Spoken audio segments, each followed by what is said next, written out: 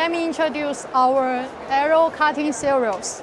This is our arrow saw blade, and you can have a look. It has Teflon coating and the smooth curve.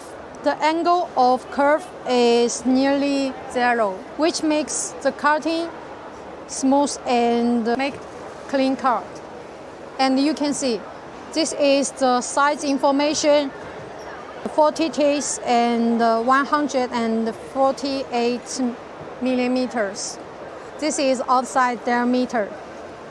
The materials of the blade is 65 mm and the curve is cermet tip.